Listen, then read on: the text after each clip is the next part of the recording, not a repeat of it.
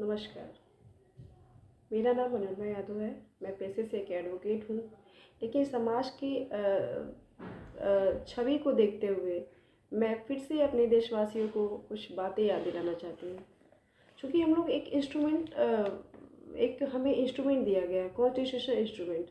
हमें उसी इंस्ट्रूमेंट का यूज करके अपने देश के विकास में, अपने महिलाओं की शिक्षा के उत्थान में, सामाजिक न्याय के लिए कार्य करना है। और वो कार्य उन लोगों का प्रमुख रूप से होना चाहिए जो इस क्षेत्र में इस संविधान के शोध के थ्रू आए हुए हैं। ठीक है, तो मैं एक महान हस्ती के बारे में आपसे बात करना चाहूँगी। एक ऐसा बालक जो हमारे भारत में शिक्षा का अलग जगह कर चला गया। उनकी पत्नी देश की सबसे पहली शिक्षिका कहलाई।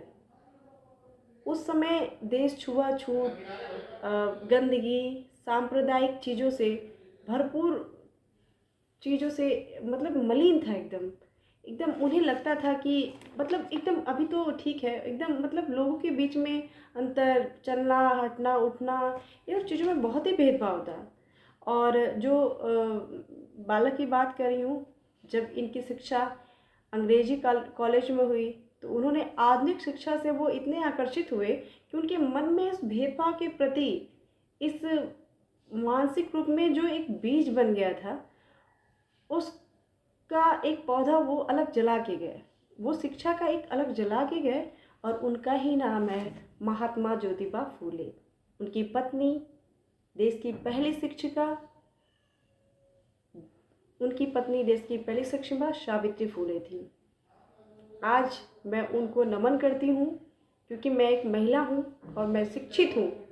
और मैं अपने देश में के सभी लोगों से आह्वान करती हूँ कि आप पुनः उन सभी किताबों को उठाएं और उन सभी किताबों को पढ़ें और जानें कि हम किस वर्गों की बात करते हैं, किस वर्गों के उत्थान की बात करते हैं, किसके विकास की बात करते हैं।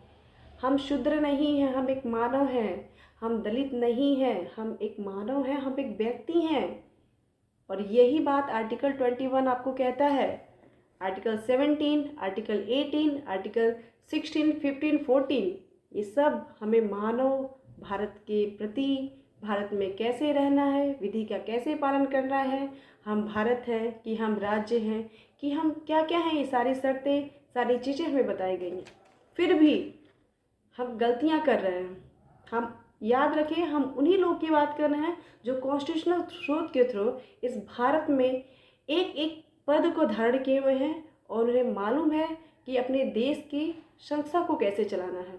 अगर आप कॉन्स्टिट्यूशन के प्रति थोड़ा सा भी ईमानदार हैं तो मेरा रिक्वेस्ट है कि आप उसी इंस्ट्रूमेंट का यूज़ कीजिए जो हमारे कॉन्स्टिट्यूशन में दिया गया है। धार्मिक चीज़ें कहीं पर भी कॉन्स्टिट्यूशन में नहीं दिया गया है कि आप इस धर्म को उठाइएगा, ये बात कीजिएगा, ये चीज़ें बात कीजिएगा। धन्यवाद।